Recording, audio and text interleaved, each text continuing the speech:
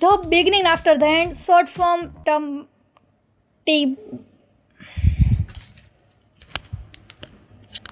T-Bait. तो ये Tibet most controversial anime है 2025 का। इंटरनेट पे बहुत गालियां पड़ रही है इसके एनिमेशन के कारण कि सिर्फ पीएनजी मूव कर रही है एंड ऑल। इसीलिए इनिशियली मैंने इस एनिमे को देखने के बारे में सोचा ही नहीं, क्योंकि इतने नेगेटिव कमेंट्स थे तो आपके मन में रह जाता है कि अच्छा नहीं होगा बिकॉज इंटरनेट पे हर कोई गालियां दे रहा है। लेकिन फिर मैंने कुछ दिन पहले देखना स्टार्ट किया एंड एक्चुअल में मुझे अच्छा लगा।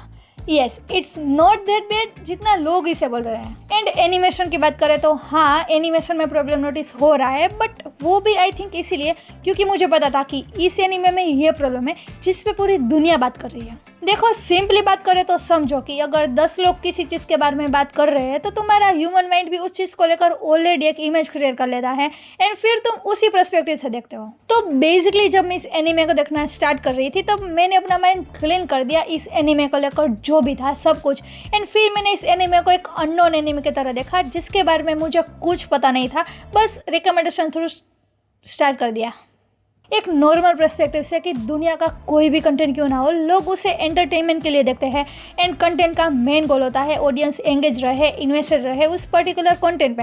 With that perspective I am really sure I like the song. First 3 episode से मुझे एनिमेशन से कोई प्रॉब्लम नहीं थी, बस एपिसोड 4 या 5 मुझे ठीक से याद नहीं है, बट वहाँ पे एक इम्पोर्टेंट फाइट थी जिसके लिए मैं एक्साइटेड हुई थी एंड तभी मुझे फील हुआ कि ये क्या हो गया। थोड़ा तो क्लियर दिखाना चाहिए था कि अटैक कैसे किया, डोज कैसे किया, लेकिन मुझे ये सिर्फ 3-4 एपिसोड में सिर्फ एक बार फील हुआ, तो मैंने सोचा ठीक है चलो इग्नोर। ओके, एक बात बता दूं, जो फाइट सीक्वेंस में पीएनजी मूव हो रही थी वो तो फर्स्ट एपिसोड से हो ही रही है।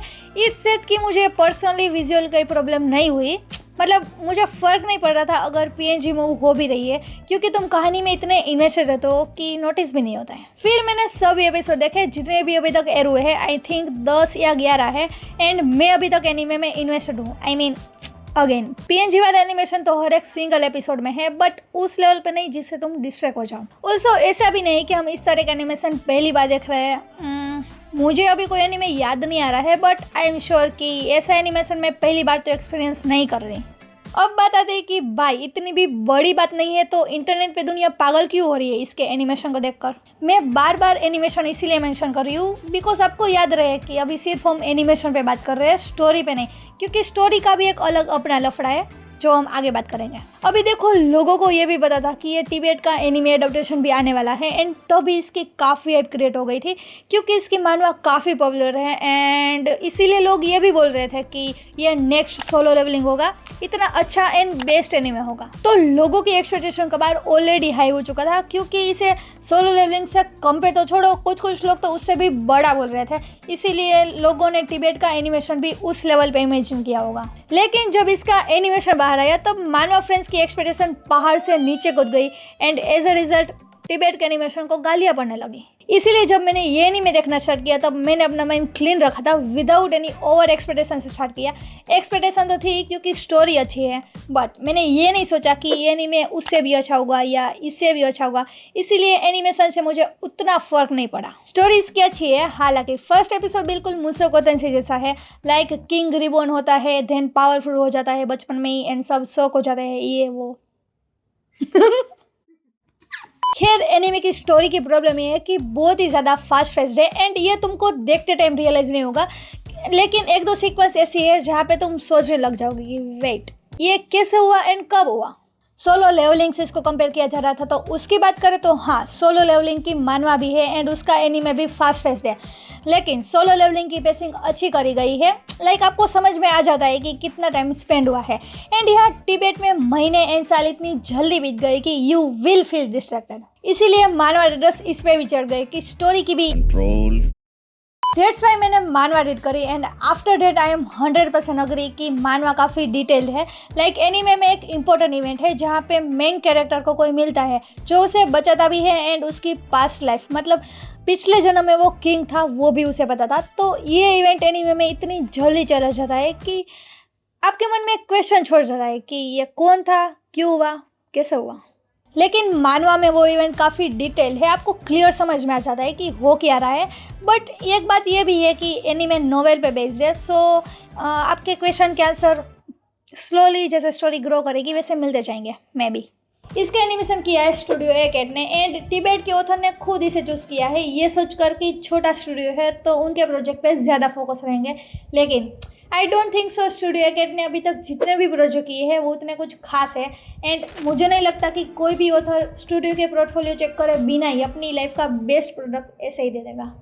A-CAT स्टूडियो रिस्पॉन्सिबल है एनिमेशन के लिए एंड टिबेट के प्रोडक्शन में क्रंचीरोल का भी इन्वॉल्वमेंट है, मतलब क्रंचीरोल को प्रोडक्शन पार्टनर है for the Tibet anime. That means कि देर इज़ हाई पॉसिबिलिटी कि टिबेट के ऑथर को अच्छा खासा अमाउंट ऑफर किया होगा इसके एनिमे एडेप्टेशन के लिए एंड अच्छा खासा अमाउंट से मेरा मतलब है लिटरली अच्छा खासा, बिकॉज टिबेट के ऑथर को पता ही होगा कि इसकी वेब नॉवेल एंड मानवा ग्लोबली कितनी फेमस है एंड इतना बड़ा फैन बेस भी है। तो कोई ऑथर इतना तो पागल नहीं होगा कि स्टूडियो के पोर्टफोलियो चेक करे बिना ही अपनी लाइफ का इंपॉर्टेंट प्रोडक्ट ऐसे ही दे देगा। पैसा पैसा। खैर क्रंचीरोल को जब से सोनी ने एक्वायर किया है तब से क्रंचीरोल काफ़ी अग्रेसिवली ओरिजिनल एंड ऐसे एनिमे एडेप्टेशन पे इन्वेस्ट कर रहा है। वेल, इस पर तो एक अलग वीडियो बन सकती है, बट हाँ कंक्लूजन ये है कि अगर तुमने एनिमे नहीं देखा है तो तुम देख सकते हो। बस एक बात माइंड में क्लियर रखना कि कोई हाई लेवल की एक्सपेक्टेशन ना रहे, क्योंकि मैंने भी ऐसे ही एंजॉय किया था एंड आई एम श्योर तुम भी करोगे।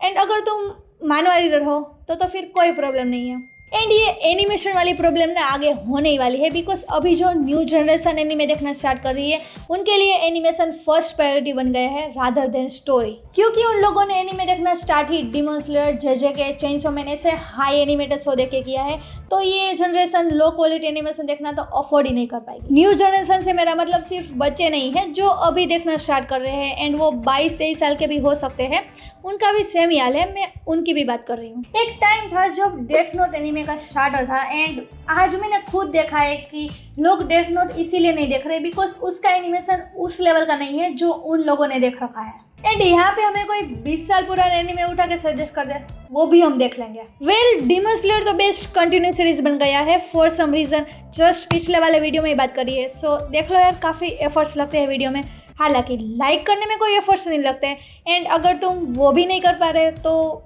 सोच लो यार तुम्हारा फ्यूचर ज़रा कहाँ से कहाँ जा रहा है। Okay bye.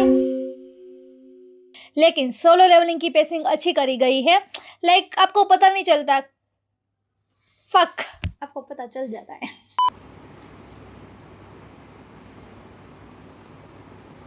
मम्मी